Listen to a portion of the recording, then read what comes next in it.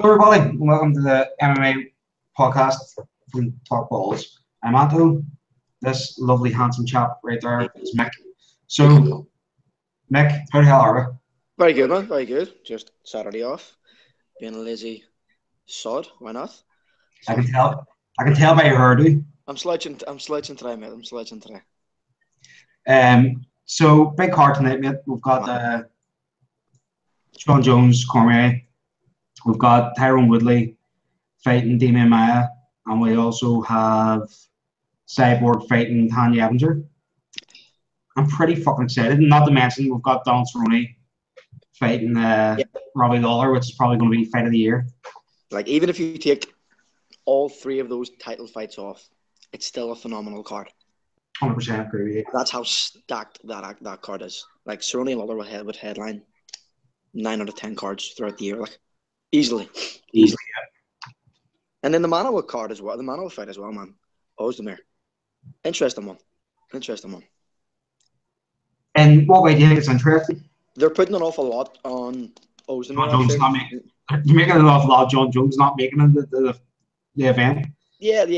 I mean, that's probably something they've always had to have some sort of contingency plan just in case. Hence why I feel like they do have 3 titles on the line tonight. If the Jones one didn't come to fruition, at least you've got the backup there with the welterweight.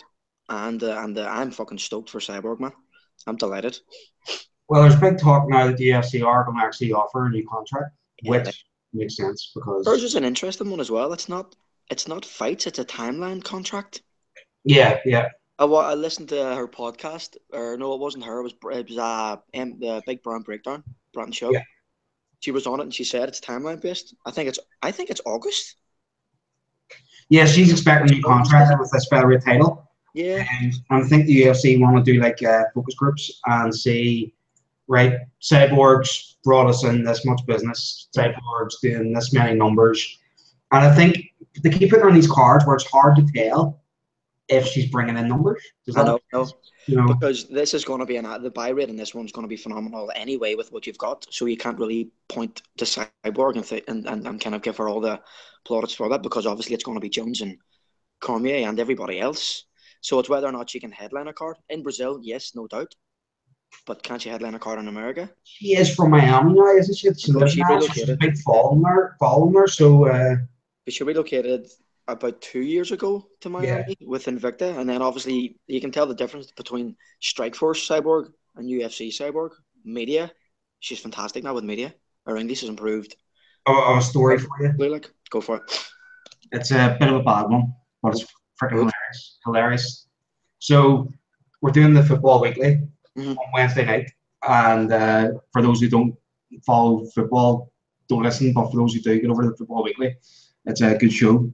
And after we're done the Football Weekly, Stico said, Anto, have you watched the Embedded? And I says, no, I haven't. He says, see Cyborg and Gabby Garcia, you couldn't pay me to touch them with my bars pull out. And I said, right, mate, you're the last man on earth, and you have a choice. Which one to choose? He goes, you have to go on.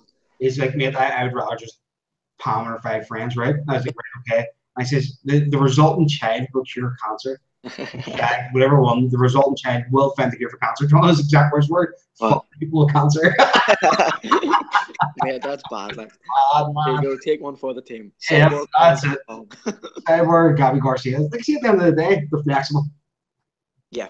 Right. Gabby Garcia's tone now as well. She's caught a lot of weight. She's still a lot of weight, but she's still a big woman. It's just her genetics. She's just a big. Did you see that fight in Japan? That was so unfair.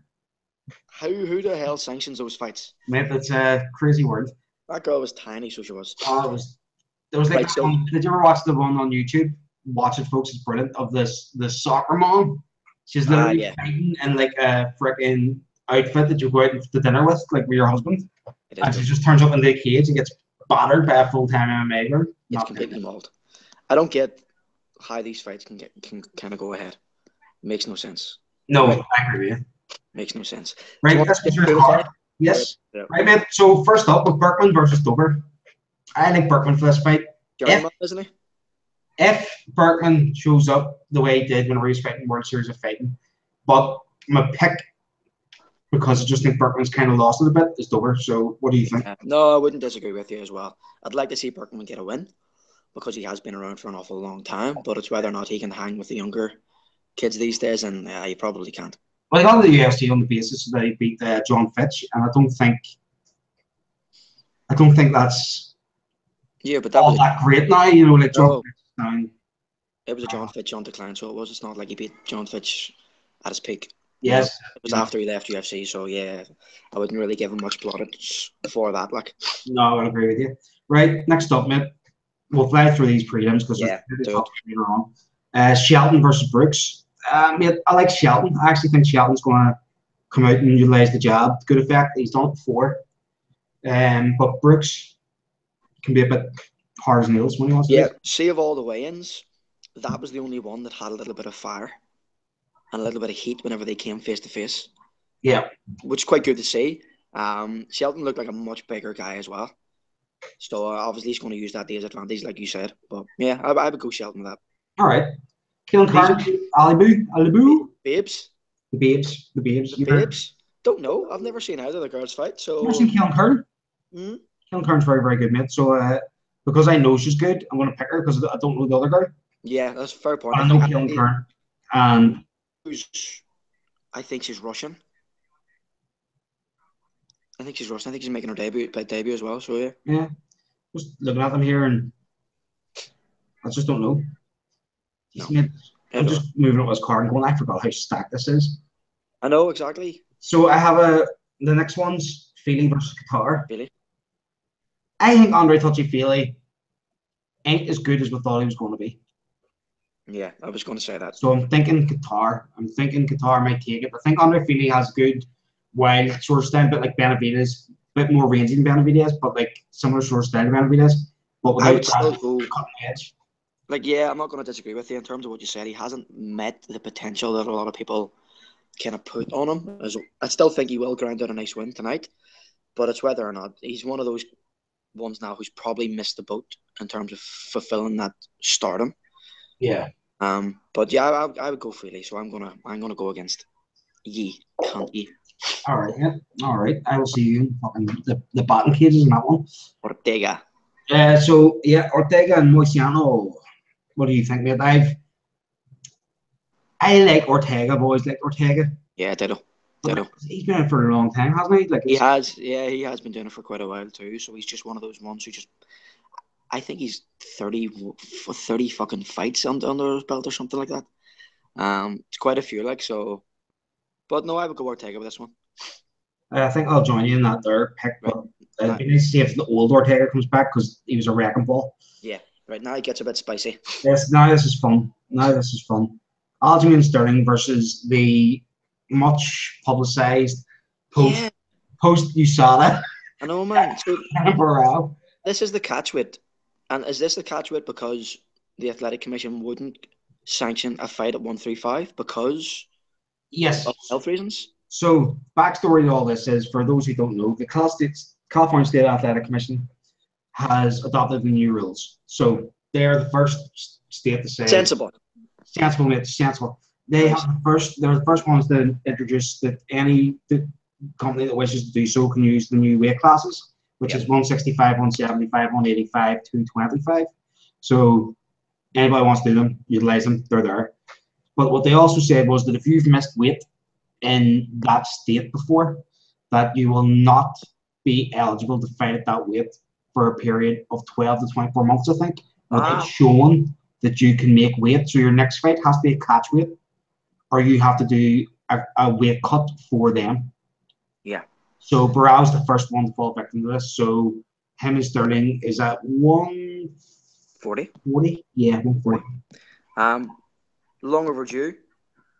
I think it's been time for somebody to step in and actually make that call as well. The weight cut issue is drastic. It's drastic. Like, you know how many fighters have died in all their shows.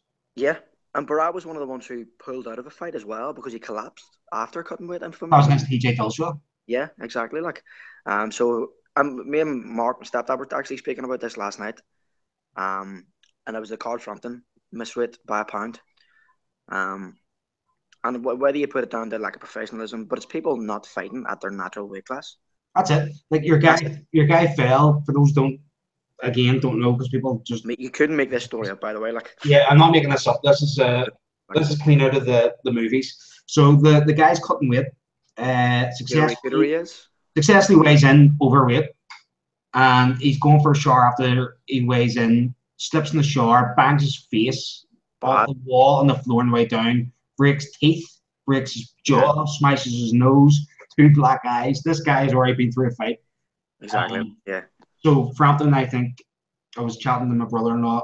We think he's going to go Shelby. We think that's what's next. Yeah. So there was people also saying that, and I don't disagree. I don't agree with this. He intentionally missed weight so that he wouldn't lose his belt. Yeah, and so he didn't have to defend against the mandatory defense. But I think I'm with you on that one, Shelby. But see, I don't think the guy intentionally missed weight. I'm not going to go that far, right? You're a fighter, you're not a pussy. I know there's been fighters like Durandamine that's come out and you're like, right, you just showed that you're a bit weaker. She did, right? The majority of fighters, that guy, by falling in the shower and smashing his face, has shown that the weight cut didn't work. No, exactly. Like, that's just evidence. Exactly. Did you watch this week's MMA Hour, Ariel? Not yet, no. Durandamine's on it. Right, I'll get on that. It's interesting. Give me the second skinny for the viewers. Claims that she was always going to go down back to her natural weight class, so it was almost a one and done. Then why does she have that belt? You know, we know that the division was created for Cyborg. Yeah. Simply like the Holly Holm. I'd love to see Holly Holm stay at that weight class.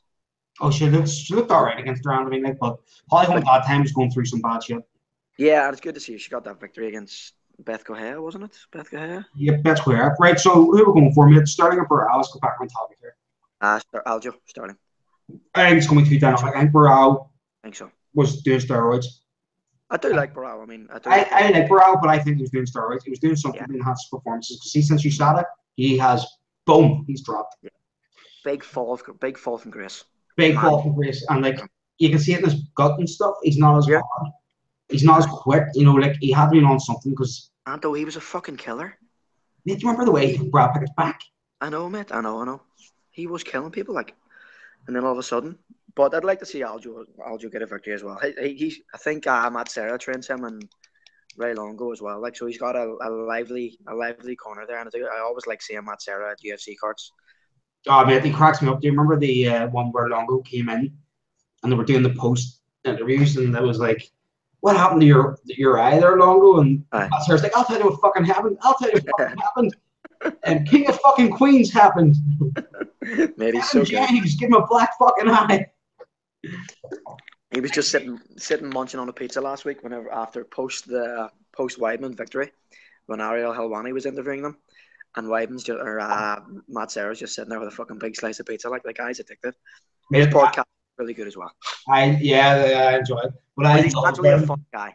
Is whenever you're watching Dana White looking for a fight, every 2 seconds he's like, let's go for fucking pizza. Yeah, the wee hands go as well. The other guy who did that, the guy Tooth. Nick with Tooth. He got kicked, didn't he? He got kicked. He thought he was bigger than Dana White. Yeah, but he isn't. Yeah, but he thought he was. No. Right. Ricardo Lamas. Yeah, against Lamas, mate. Lamas is still a good player. 100%. Yeah, completely. It's a risky fight for him though as well, because your man Knight's not even like in the top 10. I don't think he's top 15, is he? He's probably not top 15. And Lamas is definitely top 5, maybe top 3. Top 6. I think he's dropped out. I think he's lost a couple, and he's lost them definitively. And once Mendes back in the rankings, he'll drop further in. Yeah, I mean the Jose fight. Jose completely outclassed him, so he did. Right. Our boy Jimmy Malloy. Yeah, I'd like to see Jimmy get a win. I like Jimmy. I watched Jimmy fighting in London. You seen Jimmy live? Yeah, I seen him fighting Gustafsson. Yeah, the KO. Yeah. And uppercuts, wasn't it? Was it uppercuts? It was knees and uppercuts. Yeah, and he just fell forward. Yeah. Yeah, he puts on a show. I don't think he's technically good enough to take on anyone in that top 3. No, definitely not. I would love I to don't see. think his game's rounded enough No, for no, that. no. Like, there's talk of him fighting the winner of tonight's main event. What I say to Mano is, see if you can beat Ozdemir and then can beat Glover Teixeira, then they'll get the title shot. Do you think Teixeira's a big enough Test name for him to get a title shot? Yeah, Teixeira, right, let's go through it, right? You John Jones, who's the champ, right? You have Cormier, who's the fake champ. Yeah. You have Gustafsson, who's a killer. Brilliant, mate. Love Alex. Absolutely sensational. For me, that's a fight. After that, it's better than Glover now, because Bader's No, it's the light heavyweight division isn't the strongest anymore. Like really. No, there's no one I else. think that's why they are putting an awful lot on this fight. Yeah, for Mano. Mano is a bit overrated in the ground game department. He's decent takedown defense, but he needs to utilize it more to get that power off. And I don't think he has in him. That's why I want to see him fight someone like Glover who can mix it up. Yeah, I suppose so. I still want to see the Gustafsson against Jones or Cormier. I still think Alex should. Yeah, I mean, I do. I like to see him fight Jones. I wouldn't like to see him fight Cormier. Yeah, especially John Jones. I think that needs to happen again. No, I agree. Because I think most of the MMA world were divided on that one as to whether or not Jones did get the victory or Gustafsson. Like, and I've watched it a few times back, and you can see why people are giving it. Why it was given to either or. Like so. Yeah. No, well, whenever I watched it, and I watched it live, that 4th round, that elbow, and I said to myself, because for me, Jones won. Let me think back to the fight. The 1st, the 2nd, and the 4th. Yeah. And he lost the 3rd. He was losing the 4th, and then the 5th. Do you know what I mean? My door's going here. I don't know what the hell's going on. All right. Go away. But then. Probably, most likely. But no, I'd like to see Jimmy get a win. Somebody's going to sleep in this fight. Oh, I agree. Ozdmir's underrated, man. Underrated. Completely, like. Another one I cannot wait for, Mickey. It's ridiculous. It's finally happening because we were supposed to get this fight a few months ago. Was it? Yeah, it was last month, 2013. Yeah. Lawler Cerrone, who's your pick, mate? And is this going to be fight of the year, or is it going to be a sleeper board?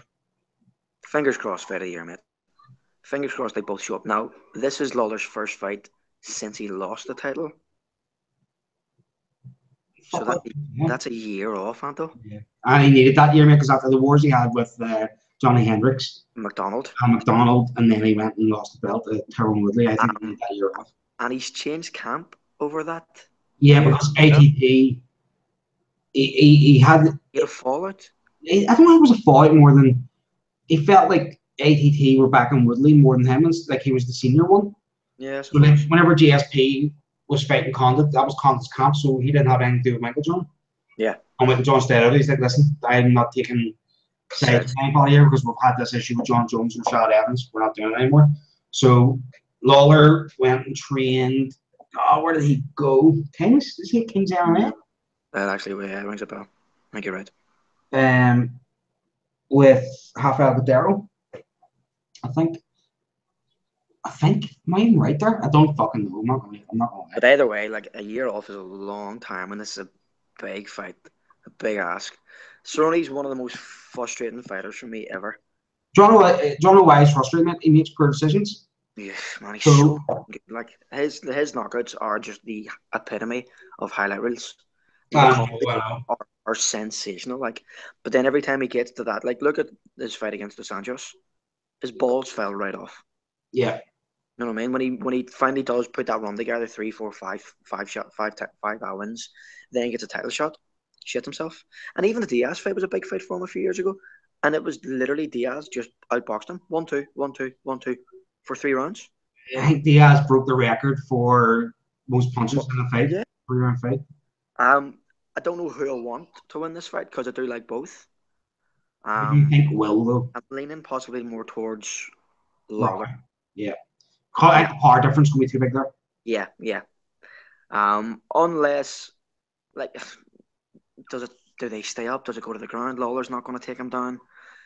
Cerrone could, but the one thing I would say, and we've seen with Robbie Lawler, he struggles with good kicks. So if Cerrone utilizes that strong kicking game, Yeah. And works in like them Rick Story combos and like 1, 2, 3 and shots. And tries to keep the distance as well that way. Yeah, like, but yeah, then yeah, definitely. Lawler's going to be one of those fighters who does want to surge forward and close that distance straight away. Like so.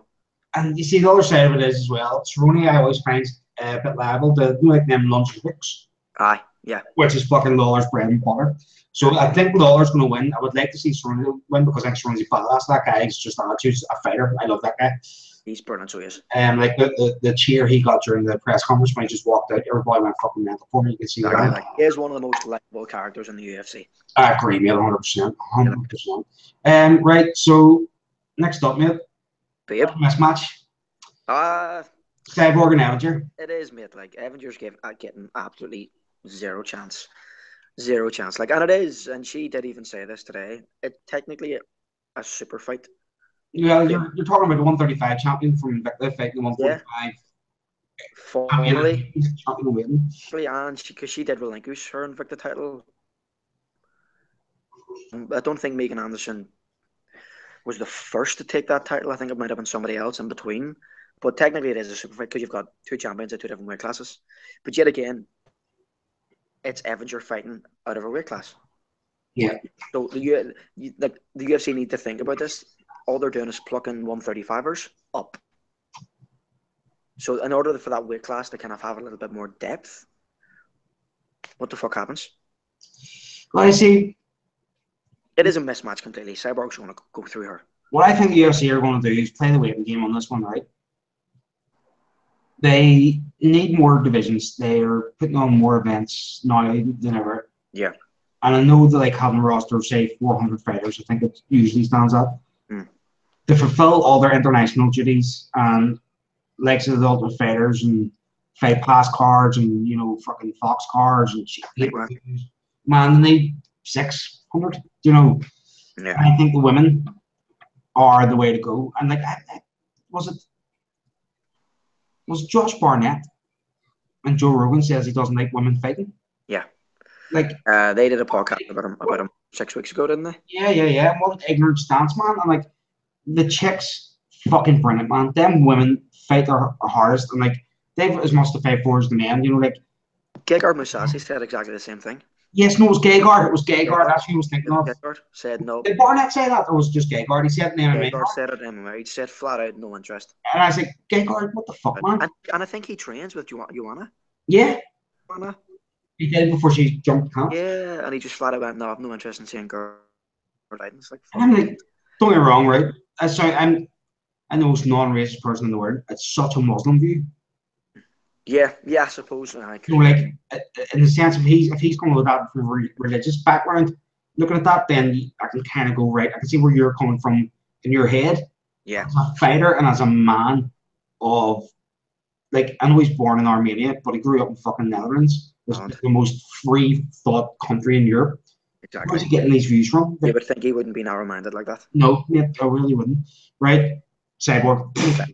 Yeah, Cyborg. Evans' wrestling's really good. Cyborg's too strong for the takedown to occur, and she's really good jiu-jitsu. And her kickboxing would knock out, I think, two guys in the next fight. Exactly. A lot of other guys at 145 would fucking struggle against Cyborg. She's a beast, man. Absolutely. I love her, man. She's fucking outstanding.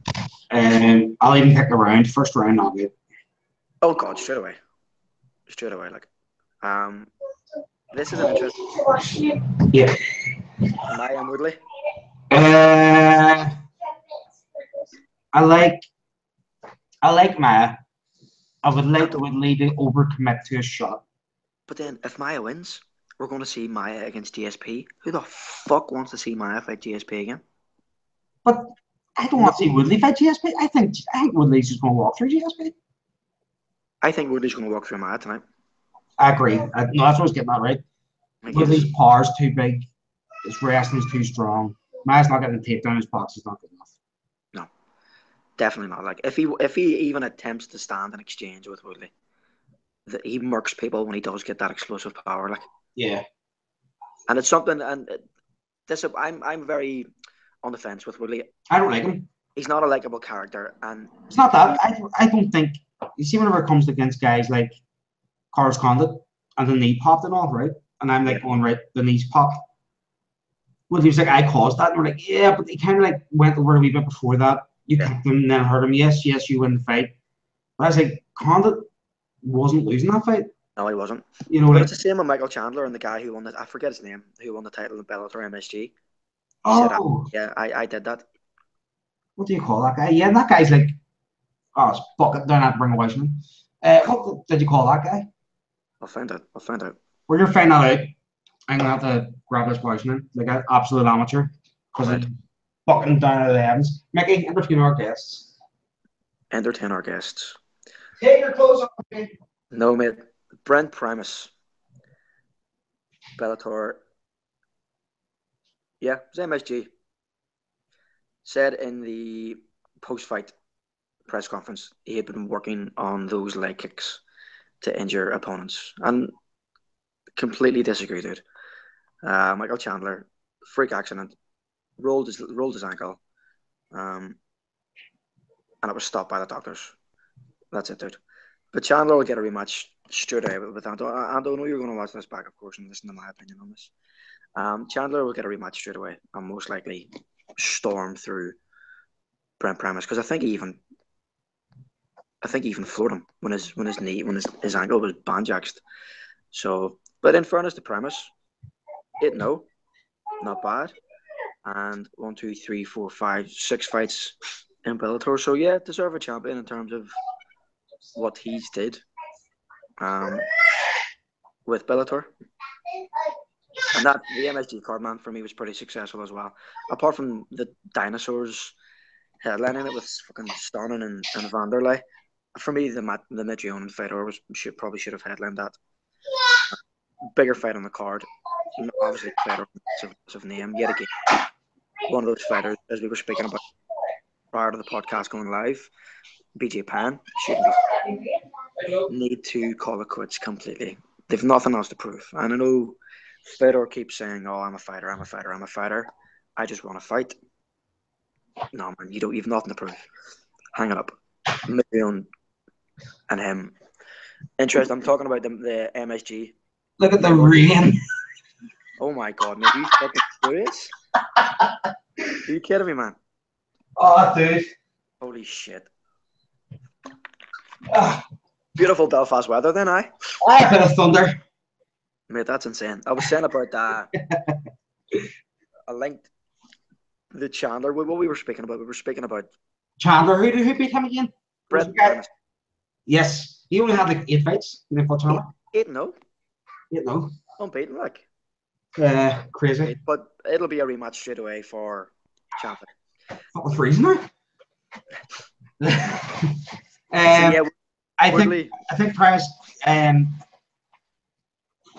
think he was winning the fight simply because of the injury. I think Chandler sometimes starts slow, but like Alvarez starts slow, then comes on. Pardon me. But Chandler even put him down after he fucked his ankle. Yeah, that's it. Like, I love it. Right? People were bitching about it in the comments. I was like, no, that's a fighter. He seemingly hurt his ankle, fucking started kicking it. He's like, I'm hitting that ankle. I'm taking. I know. That's a mate. If I was down the bar, it's the prospect. Yes, is it? It's the prospects of what happens after this Woodley and Maya fight.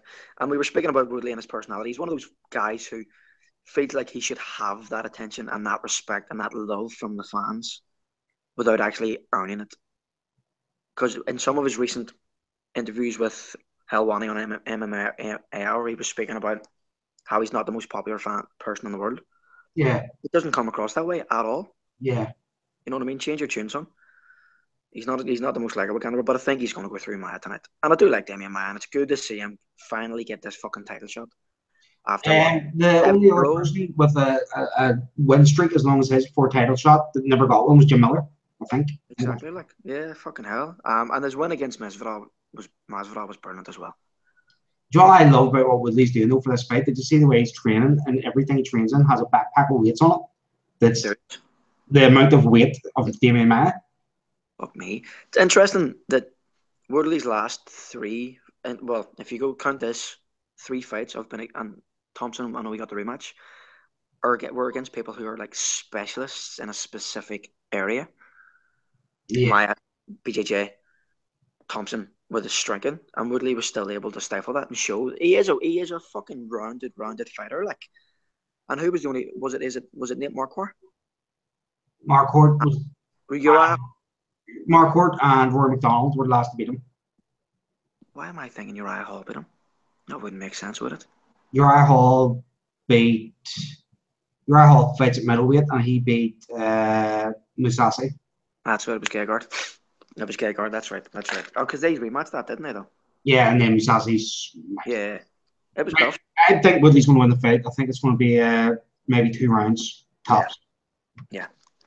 I don't disagree with you. I'm not really interested in seeing Woodley against GSP. I don't think it's the fight GSP wanted to come back for.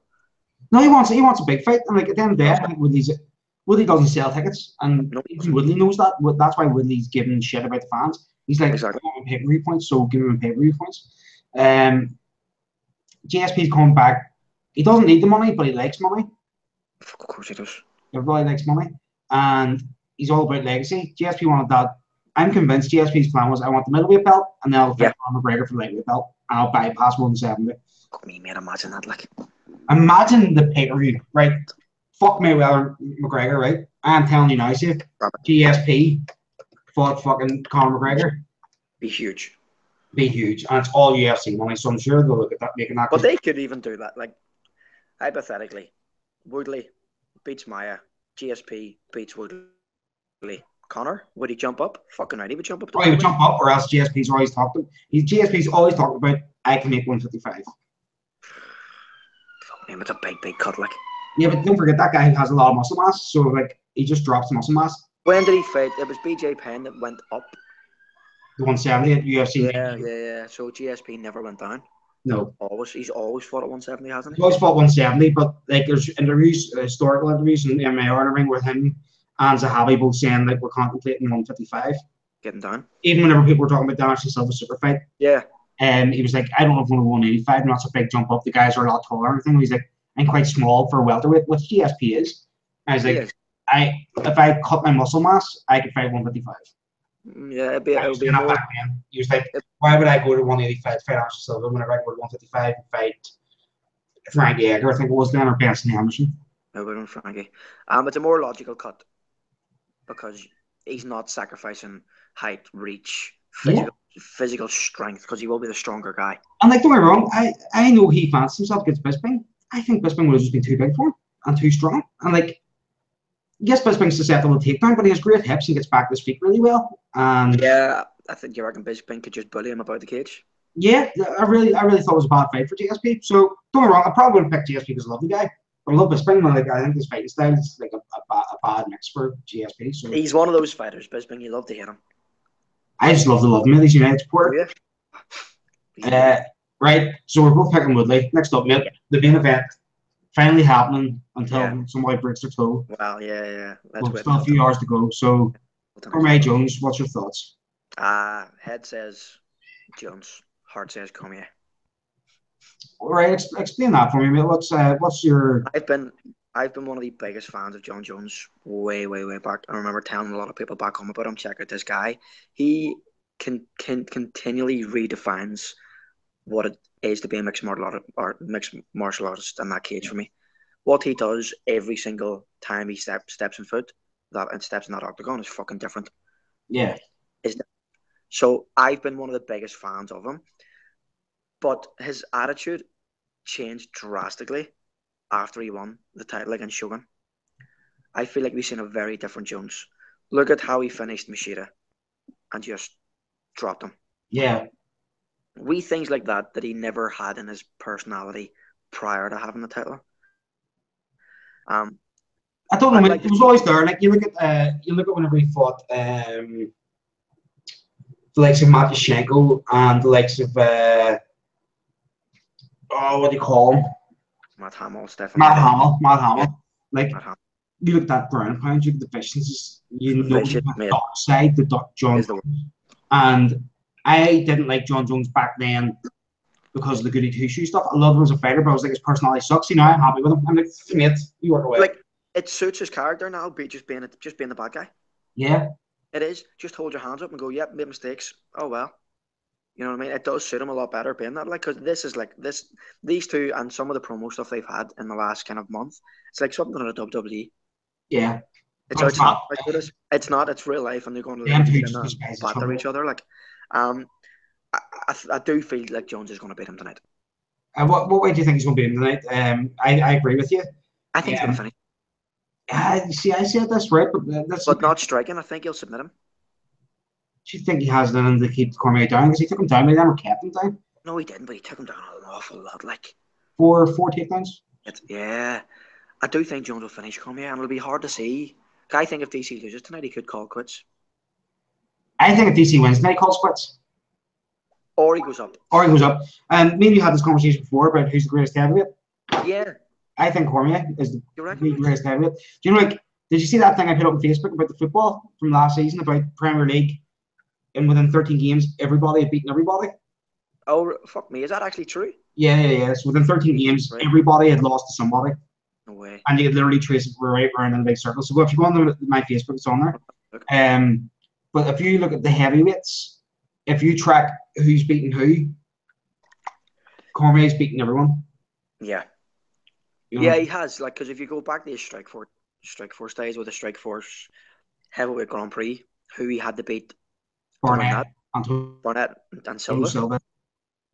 Karnatov? No, he didn't beat him. No, he didn't beat him. That was a thing he beat him. He KO'd. He viciously KO'd somebody. Antonio Silva. Antonio Silva, Bigfoot. Oh, was it Antonio? Yeah. And then UFC, I suppose. Who did he beat? Mir? Heavyweight division? Yeah. Who else did he beat before he dropped? I'll have to have a look because I don't think he had an awful lot of fights at heavyweight, Anto. No, but it's the quality of opposition. But I get what you're saying as well. They're like, you know, like he fought big, and the reason why he didn't stay at the heavyweight was because Cain Velasquez. Yeah. So he fought. Right, let's go back. Right, he's fought Sal Palale, which is a good win. He beat him by punches. Jeff Monson, Antonio Silva, Josh Barnett. Patrick Cummins, was that light heavyweight? It was his first fight light heavyweight. Cummins was his first fight light heavyweight. Frank Mir and Roy Nelson. Big Roy. And then he beat Patrick Cummins, Dan Henderson, John Jones, Anthony Johnson, he was a heavyweight. Alexander Gustafsson. How did him and Henderson finish? Submission and choke. Was it? And then Gustafsson, Anderson Silva, and Anthony Johnson again. Yeah. You know, like you look at the quality of who he's fought, who he's beat. He's up there, like. But then you just look at John Jones's record. Not this guy's record. It scares me. It's great. It's insane. He's up there. Like, see if GSP wasn't champion for so many years. Yeah. Everybody GSP would have fought would have been champion at one time or another. Yeah. Right. So that's why I put GSP just slightly ahead of Jones at the minute. But you look at who he's beat since he's come into the UFC: Stephen Bonner, Jake O'Brien, Matt Hamill. He beat him up. He lost the fight, but he beat him up. Brandon Vera, who was a killer back then. I was 7 years ago. Because he broke his orbital. And you could see him just going. Yeah, the orbital. Fuck me. And then Matyashenko, Ryan Bader. This is where it gets crazy. Mate, these are all finishers, right? So from here on out, right, this is finishes. Jake O'Brien, Brandon Vera, Matyashenko, Ryan Bader, Mauricio Shogun Hua, Quentin Jackson, Lyoto Machida.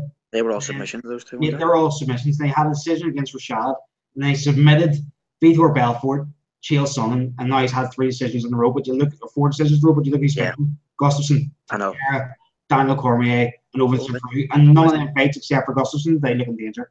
No, the Belfort fight was an interesting one too, because tight. Belfort had that.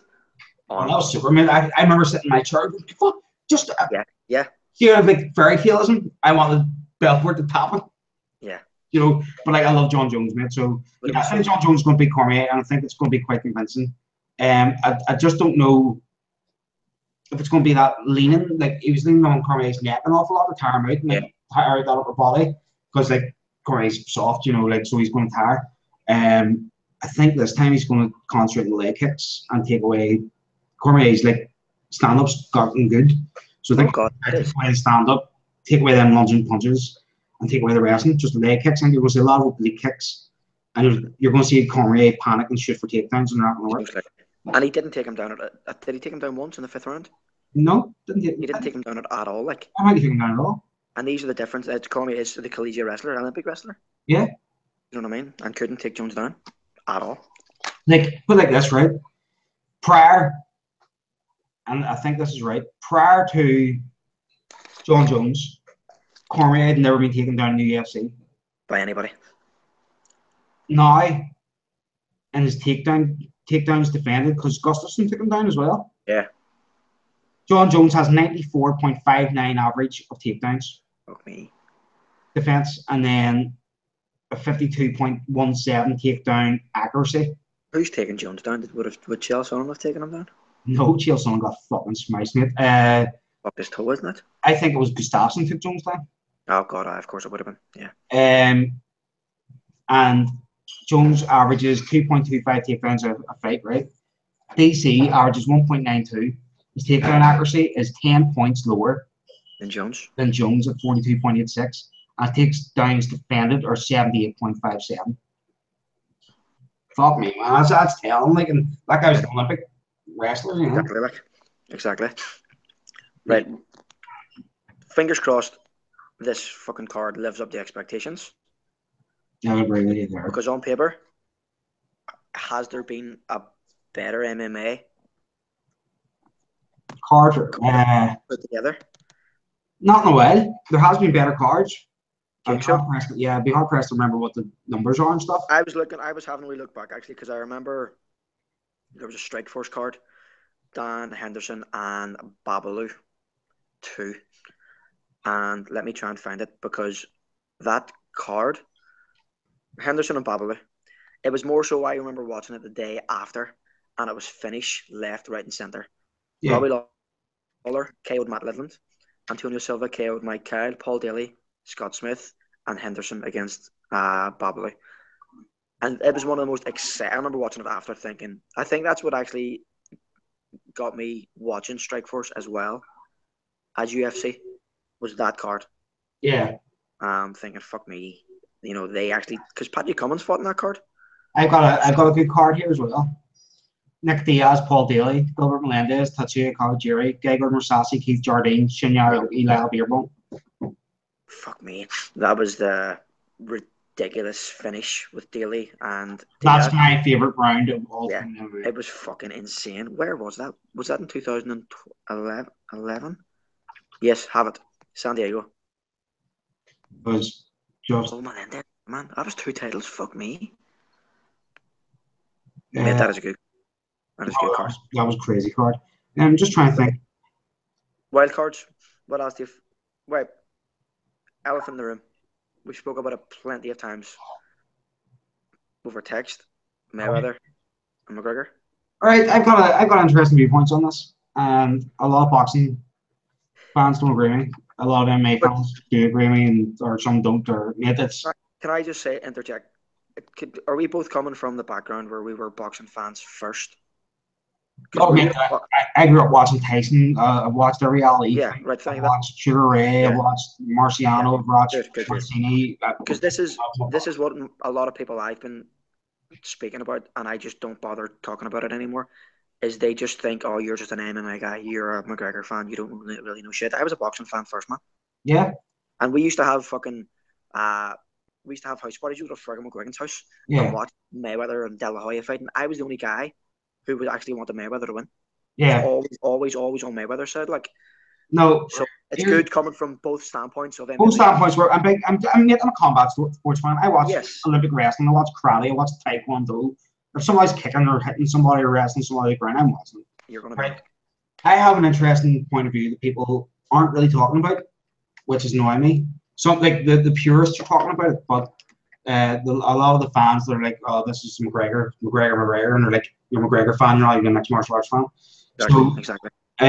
What I think is going to happen, what I hope is going to happen, Mayweather's never going to see the distance like covered, like McGregor's going to cover the distance. So, and have you ever boxed, Micky? Yeah, because I know I have. I did sparring when I was about a teenager, like so I did. Right. So do you know whenever you're looking Distance at is a lot. spar, your foot, you're toe to toe to your opponent's Pretty much. You're in the box. foot, maybe a foot and a half away. Yeah. Right. McGregor's going to stand on the other side of that fucking ring. Exactly. At about 4 foot away, because he's so used to like looking out for kicks and takedowns. He's going to stand 4 foot away from Mayweather, and he's going to cover that distance. He's just going to close it. He's going to have that big left hand straight in his face.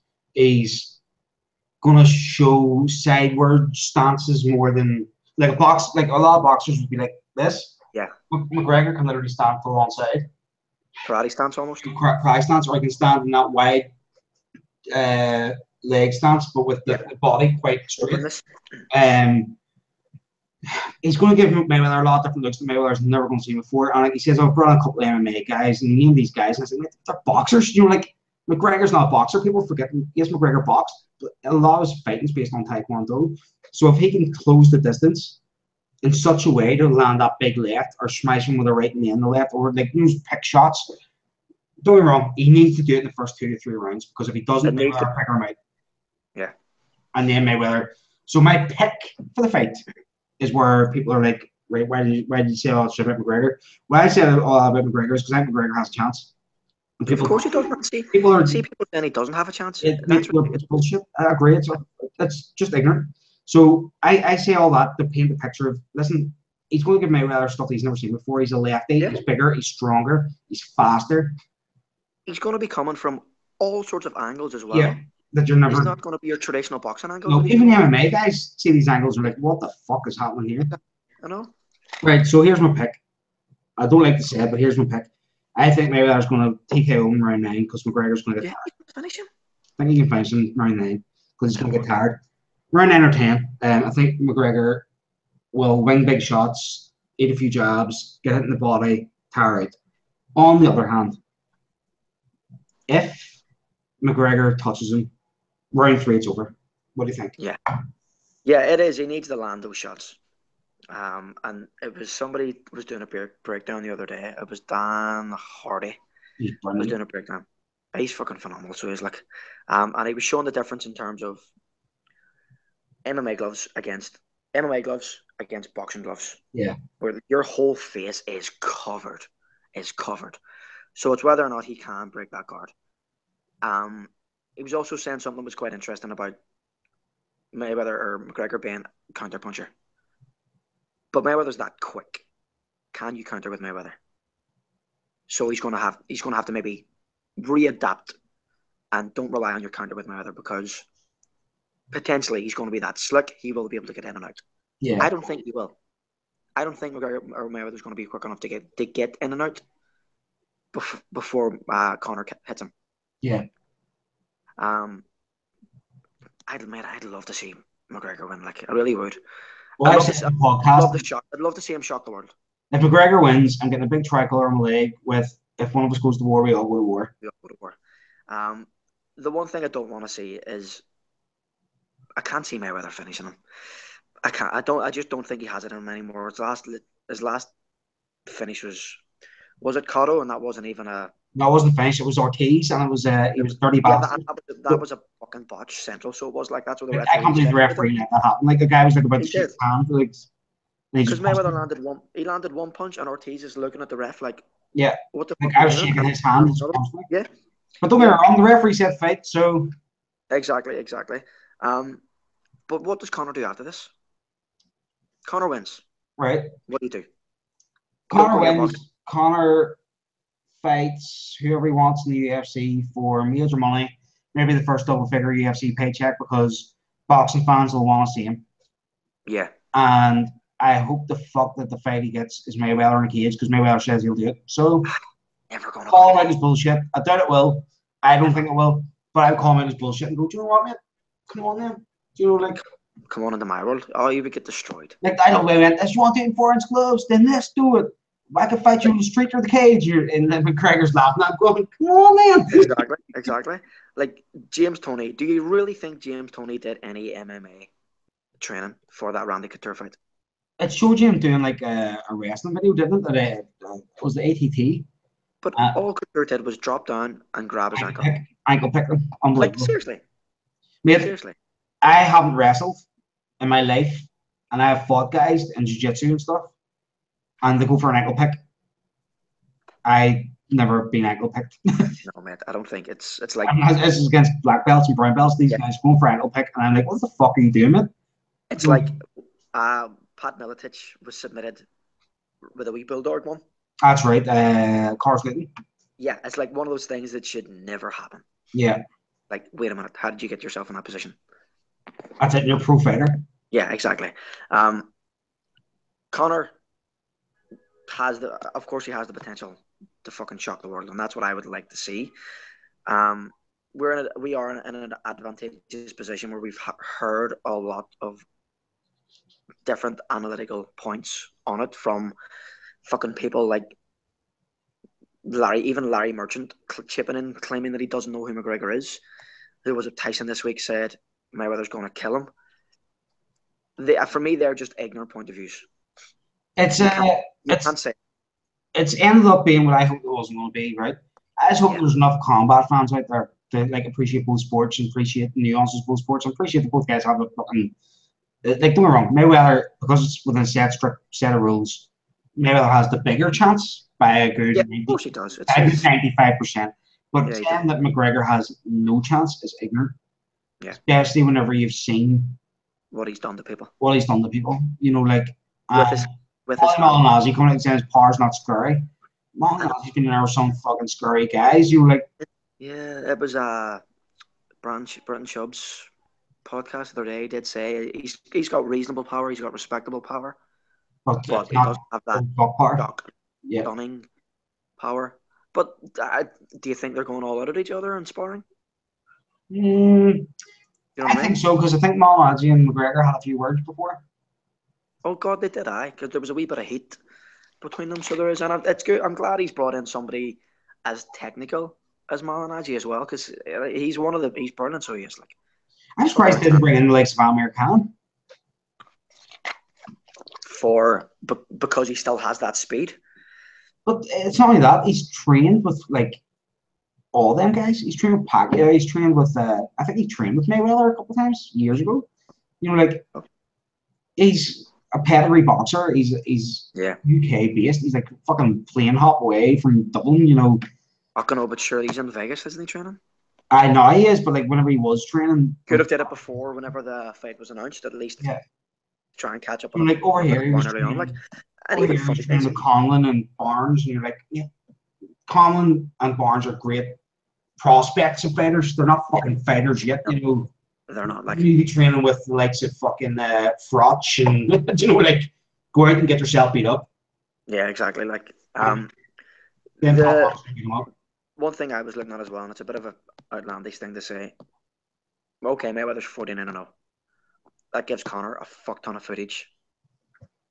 Yeah. Didn't know this guy inside out. Mayweather's an old dog. He won't be doing anything new. No, he's not doing new. And Roddy's a really, really good video analyst. Like from what I've seen of him breaking down, like Lex Eddie Alvarez, I'm fucking soaked still. Lex Eddie Alvarez, like he broke him down in such a way that McGregor and Aldo, he broke him down in such a way that McGregor was able to implement a really good game plan with him and Kavanagh and just go out and do it. Exactly. And like, I think the minds behind McGregor are being written off. People not realizing he's got a good. Man, I put Kavanagh up there with Zahavi. You know, with like, don't get me wrong, the camp as is in Dublin, you're not getting top quality fighters. No, like you're getting at ATT and Albuquerque and fucking all right, but. There's a lot of depth in those. They built their gym from fucking nothing in the midst of Dublin. You know, like we're not an MMA hotbed in Ireland yet. You know, like I've tried to be training MMA for years. And Downpatrick, the best I can do is go down to the gym with my mate. We're both done a bit of kickboxing, both done some jiu-jitsu. I was just beating each other up. That's literally all we have here. And so, have you no jiu-jitsu skills at all? No, man. Nearest one's Gracie Barra.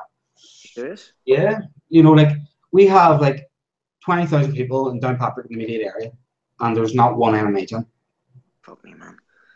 There you go. It's your calling, son. Mate, if I had time, I'd be fucking black belting it up in something. Get on it. So, what do you think? What's your prediction of the fight? Conor early. That's your prediction, that you predict that he's going to knock out Floyd Mayweather early on. I have money on it. Conor early. What odds did you get the 500 to 1? Oh, fuck's sake. See, and then I'm kicking myself for not doing it before the fight was announced. See, the moment the fight was announced, the odds dropped ridiculously. Even the odds now. See, let me double check. 40 to 1 last I seen. I think Conor, even just to win outright, is like 4 to 1. Oh, that's big drops then. Mate, I think it was 10s at one point. If you go back to Mayweather's fights recently, Conor's odds are the best odds of anybody, and he's against like the legitimate boxers that Mayweather's fought. Yeah. Let me get you something. Right, where is it?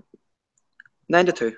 Conor's 9 to 2, and though to KO. Where's KO? 6 to 1.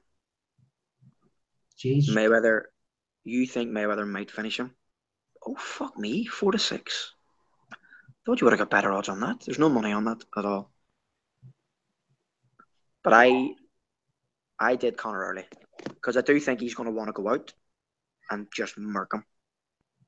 If he puts pressure on him, like, and picks his angles in and out, sideward movement, lateral movement, getting in them angles where he knows that I am closing this distance here, whether he likes it or not. But it's their shorter rounds too. He can't. He can't take his time. He can't take his time. And the other thing is, this is what I picked the round 9 for, because they're shorter rounds, but there's more of them. Yeah. You know, like he gets to the middle of that fight, he's like, "Why am I gassing?" You know, you're not. I know. You're used to 5-5s, and you've never fought 5-5s. Well, once. Yes. And you fucking tired out, like, you know. Yeah, he did. Because he was strong in that fight, and then all of a sudden, I think round 3, round 4, he just took it off. Came back into it. He knew if I can survive these next 2, and it was like a big hit. Like, if I can survive these next 2, I will smash him in round 5. Done nothing to win the first 2, and I'll win the last one. That's Smith Reed. You know, like, he played a tactical. He played the points game in that fight. But I'm looking forward to it, man. I wish people would just embrace it instead of shitting on it, because I get why they're shitting on it. Yeah. The fact that a guy who's 0-0 is able to fucking even get close to somebody with this type of mantle, but just appreciate it for what it is, man. It is going to be, on paper, one of the fucking biggest combat. It's a fucking spectacle, like, at the end of the day. Right, we're going to be watching the fight live for anybody that's interested in following that. Not me and Mickey. Probably not, because you live away. Swing the ball opener at you. I'm in Greece, for fuck's sake, so I don't know if I'm going to watch it. Oh, you're in a fucking Greece, boy. In Greece, man. So I'm going to try watch everything earthquakes, mate. I know, mate. I'm going to try and find a bar somewhere in Athens, and it's going to be difficult. I think it might need to be like an Irish bar. Otherwise, I'll be streaming it from a mate's laptop or something like that. Yeah, P-Box, mate. Oh, so fucking tired. Right. No. We're going to round this up. So we are. Yes. So we've got our picks, folks. You've I think the majority were agreed. Yeah, I think we. Except for one. Did we agree on the Lawler? Yeah, I think Lawler. Yeah. What was the one that we didn't agree on? It was an early. Feely and Qatar. Yeah. So if you want to win some money, bet on the opposite of everything we said. Exactly. Yeah, exactly. Except for Jones, because Jones will mark him. Except for Jones. Mate, we gotta make this more regular. It's fucking good chatting to you. Yeah, man. You big Celtic trader. Went to the other. I'll do what I want. You'll do what I want. The Scots are okay, man. That's they're not bad. They're not bad. They treat their iron break. Can't say nothing. We'll have a look in the calendar and we'll schedule another one around the big card. We'll try to get a reaction for this card if we can. Aye. Start of the week. Potentially, just skim over it. Yep. We'll get a 15 minutes on. But Mickey, fucking pleasure, mate. As always, to fucking see you and to speak to you and speak about fucking shit we love, mate. The good stuff. Go dry off. Mate, yeah, I'm going to use my shirt here. For anybody else that's interested with MMA podcasts, with football podcasts, we missed the Talk Balls podcast, which I know Mickey's a fan of. Yeah. This week, so me and my brother doing it tonight. Nice. Tommy's got some family stuff to be taken care of, so best wishes to Tommy. And me and my brother are going to be talking about tonight Chester Bennington, Chris Cornell, fucking Adrenaline Mob, you know, like all these great musicians that are losing lives through suicide or accidents, and what's the trapfalls of fame. Exactly. And what can be done to help these guys that are under such scrutiny and their lives have been so tumultuous in the first instance. So join me and brother for that, and then hopefully Monday we're back with Tom, which I can't wait for because I haven't seen the guy in a few weeks. So really nice to see him. Yeah. So cheers, mate. Fucking good to see you, mate. Okay. Mate. Go play at BC Reds, don't let Rotten. Yeah, I'm exactly, man. Exactly. All right, dude. Talk soon, dude. Okay. You care, folks. Thank you. Bye. Bye.